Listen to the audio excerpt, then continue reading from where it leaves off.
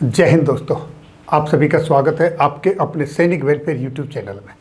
दोस्तों, जब से 7वां वेतन आयोग लागू हुआ था तब से लेकर अभी तक लोगों के बीच में ये भ्रम फैला हुआ था कि 8वां पे कमीशन आएगा या नहीं आएगा, क्योंकि 7th पे कमीशन में ये रिकमेंड किया गया था कि अब 8वां पे कमीशन ना आए, उसकी जगह पर एक्रोइड फार्मूला के हिसाब से सालाना लोगों के महंगाई के हिसाब से उनके वेतन और पेंशन में वृद्धि होनी चाहिए। लेकिन अब 8वें पे कमीशन का रास्ता बिल्कुल एकदम साफ हो गया है, क्योंकि 8वां वेतन आयोग आएगा, 8वां वेतन आयोग का गठन होगा, इसका रास्ता साफ हो गया है। इसका मतलब ये हुआ, और ये जो आदेश आया है दोस्तों, ये वित्त मंत्रालय की तरफ से स्पष्ट किया गया है। इसका मतलब ये हुआ कि जितने भी केंद्रीय कर्मचारी हैं, जवान, पेंशन भोगी हैं, सभी को 8वें वेतन आयोग का लाभ मिलेगा, 8वें वेतन आयोग का गठन होगा। ये अब स्पष्ट हो गया है।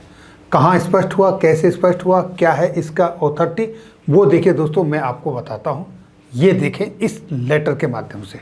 तो देखिए दोस्तों, आपके सामने बोर्ड पर यह है लेटर। भारत सरकार वित्त मंत्रालय एक्सपेंडिचर डिपार्टमेंट यानी व्यय विभाग, राज्यसभा के अंदर लिखित प्रश्न संख्या 1807 में ये जवाब दिया गया है। और ये जो जवाब आया है ये है 2 अगस्त 2022, यानी कि इसी महीने का, यानी ये अभी हाल ताजी जवाब आया है। देखिए, केंद्र सरकार के कर्मचारियों, पेंशन भोगियों के वेतन, भत्तों, पेंशन की समीक्षा, इस संबंध में ये सवाल पूछा था श्री नारायण भाई जे राठवा जी ने। और उन्होंने क्या पूछा था कि क्या वित्त मंत्री यह बताने की कृपा करेंगे कि केंद्र सरकार के कर्मचारियों और पेंशन भोगियों के वेतन, भत्तों और पेंशन में संशोधन के लिए 8वें केंद्रीय वेतन आयोग यानी 8th CPC का गठन नहीं करने पर विचार कर रही है। जैसा कि ये न्यूज़ों में आता रहता था कि अब 8वां पे कमीशन नहीं आएगा, पे और पेंशन की जो बढ़ोतरी होगी वो एक्रोइड फार्मूला के हिसाब से होगी।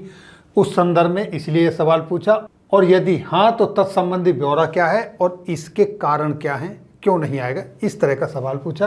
और उन्होंने जानना चाहा क्या यह भी सच है कि 7वें केंद्रीय वेतन आयोग ने सिफारिश की थी कि सरकार को कर्मचारियों और पेंशन भोगियों के लिए 10 साल की लंबी अवधि के बाद नया वेतन आयोग बनाने के बजाय उनके वेतन, भत्तों और पेंशन की समीक्षा प्रत्येक वर्ष करनी चाहिए। ये भी जानना चाहा कि क्या इस तरह की कोई सिफारिश थी 7वें वेतन आयोग में, और यदि हाँ तो 7वें केंद्रीय वेतन आयोग की सिफारिश को अभी तक लागू नहीं करने का क्या कारण है। देखिए दोस्तों, उत्तर वित्त मंत्रालय में राज्य मंत्री श्री पंकज चौधरी जी की तरफ से आया, और उन्होंने क्या कहा कि 8वें वेतन आयोग के गठन के संदर्भ में उन्होंने कहा सरकार का ऐसा कोई इरादा नहीं है कि 8वां वेतन आयोग नहीं आएगा। दूसरा, उन्होंने बताया 7वें केंद्रीय वेतन आयोग के अध्यक्ष ने अपनी रिपोर्ट अग्रेसित करते हुए, यानी कि जो 7th पे कमीशन की रिपोर्ट उन्होंने दी थी उसके पैरा 1.22 में यह सिफारिश की थी कि मैट्रिक्स को 10 वर्ष की लंबी अवधि की परीक्षा किए बिना आवधिक रूप से पुनरीक्षित किया जाए। इससे एक्रोइड फार्मूला के आधार पर, यानी कि उसका एक्रोइड फार्मूला था, उसके आधार पर उसकी समीक्षा की जाए, और जो महंगाई चल रही है उसके हिसाब से उनको साल दर साल उनकी पेंशन और वेतन में बढ़ोतरी की जाए। इस तरह की सिफारिश की गई थी, लेकिन सरकार ने उस सिफारिश को माना नहीं। 8वें वेतन आयोग का गठन होगा, ये स्पष्ट हो गया है। और ये जवाब राज्यसभा के अंदर रिटन में दिया गया है भारत सरकार के राज्य मंत्री जी द्वारा। और इसी तरह की आपके वेलफेयर से जुड़ी हुई किसी अन्य जानकारी के साथ फिर मिलेंगे अगली वीडियो में। तब तक के लिए दोस्तों, जय हिंद, जय भारत।